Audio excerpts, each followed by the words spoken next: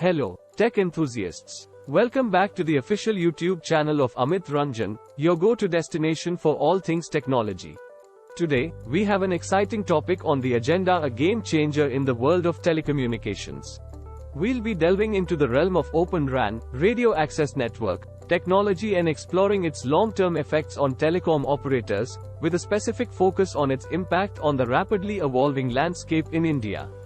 Before we dive into Open RAN, let's quickly recap what a traditional radio access network is.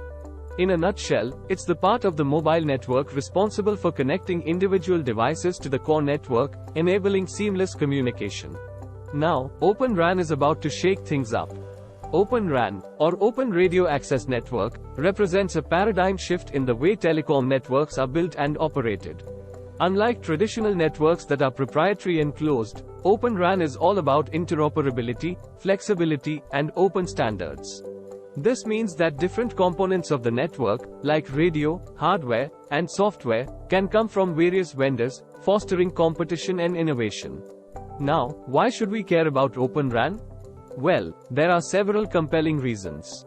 First and foremost, it promotes vendor diversity. Telecom operators are no longer tied to a single vendor, giving them the freedom to choose the best-in-class solutions for each network component. This not only fosters innovation but also potentially reduces costs in the long run. Another key benefit is the flexibility and scalability offered by Open RAN. Telecom operators can easily adapt to changing technological landscapes, seamlessly integrating new technologies like 5G and beyond.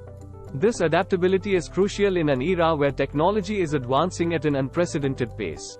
The Open RAN, radio access network, technology has promised a lot. It could provide a cheaper alternative to traditional telecom network deployments, challenging the might of the few infrastructure vendors operating in the market. What was expected to be a game changer, though has yet to make much headway in India, except for a few trials and deployments. Experts cite several challenges for the deployment to pick up, but say it would happen in another 2-3 years. In the Indian context, the telcos are trying a hybrid model. Currently all of them are brownfield, using networks that have been existing for years, said Purushothaman KG, partner, KPMG in India. He doesn't expect an immediate pickup of Open RAN, because it is going to be in the context of existing networks, and existing networks are tied up with traditional OEMs, telecom equipment makers. A report from Counterpoint Research said the Open RAN market will stagnate in 2023 and 2024. Open RAN in India. India's largest telecom player, Reliance Jio Infocom, has built its own end-to-end 5G stack and says its 5G radios are Open RAN compliant. Rival Bharti Airtel has conducted Open RAN trials with US-based Mavenir last year, but has not made any announcements on commercial deployments. The company's journey with Open RAN, in fact, had started almost 3.5 years ago. Airtel roped in Mavenir to deploy 4G and 5G sites in low-revenue generating rural areas, with initial target of 2,500 sites with plans to increase the number to 10,000. Sanjay Bakaya, Mavenir's India head, said the company has been working with local operators for development of Open VRAN, virtualized RAN, solutions in brownfield networks. The company has already deployed its Open RAN compliant radio units as well as centralized and distribution units and software along with local operators for serving commercial traffic in India, he said, but added that there were cost challenges. The Indian market has the lowest ARPU, average revenue per user, in the world, therefore requires lowest TCO, total cost of ownership. And hence any deployment in India does need to be competitive in terms of CapEx and OpEx, including energy consumption requirements against the traditional RAN vendors. Statistics point out that Open RAN has the potential to reduce deployment costs by up to 30%. RAN alone accounts for up to 70% of a telecom service provider's capital expenditure. Traditionally, RAN, the basic building block of a telecom network, has proprietary technologies of global players such as Ericsson, Nokia, Huawei and ZTE. Telecom players have to buy an entire block software and hardware from one vendor. Through Open RAN, they can mix and match software and hardware components, ultimately bringing in more innovation by diversifying the ecosystem. A senior Airtel executive said the company is still conducting trials in Open RAN. At Bharati Airtel, we look at the performance, TCO, interworking or IODT, interoperability and device testing, while doing Open RAN evaluation. We also engage with many large OEMs, not just ORAN, but also VRAN, said Saurabh Mittal, Vice President, Standards and Industry Ecosystem at the Telecom Operator. UK-based Vodafone has been working with suppliers to make Open RAN work. Open RAN has been the most talked about topic for the past 3 or 4 years. There have been some small deployments here and there, but it has not achieved scale. Now the time has come, we will see Open RAN growing, maybe an extraordinary growth will happen, said Rajesh Singh, Executive VP, Technology, Radio Planning, Network Planning and Strategy, at Vodafone Idea, the British company's Indian joint venture. Neil Shah, Vice President, Research, at Counterpoint Research, said Open RAN is built upon base 3GPP standards, so it should cover most of the security frameworks. But compared to traditional RAN, Open RAN could have some unique security challenges, which mainly arise due to the increased complexity and integration of various equipment from different vendors within the Open RAN architecture, and compatibility issues with the hardware and software. Rigorous testing and better standardization among ecosystem players will be key to solving security challenges from COTS, commercially available off-the-shelf, hardware to virtualization. Mavenir said in DSIH networks in the US, it has deployed more than 10,000 sites with 60,000 RUs coming from another vendor. Deployment at scale is already achieved and operationalized by employing SOFI's stacked automation framework, which significantly reduces the cost of maintenance and upgrade of the sites at scale never seen before, Bakaya said. Prafulla Kumar, VP and Product Head at Jio, said with 5G and in future, Open RAN has challenges and some of the answers.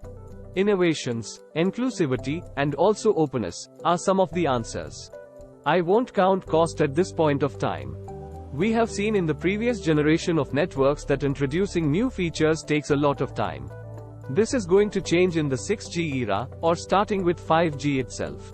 Global firms including Mavenir, Fujitsu and Rakuten are Open RAN vendors that are aggressively working towards open and disaggregated networks.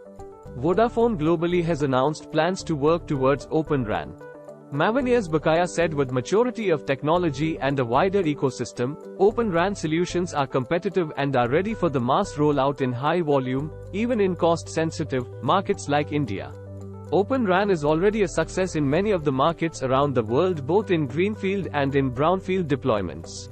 In India, Open RAN rollouts have picked up steam in 2023 and we expect ramp up to large volumes in 2024.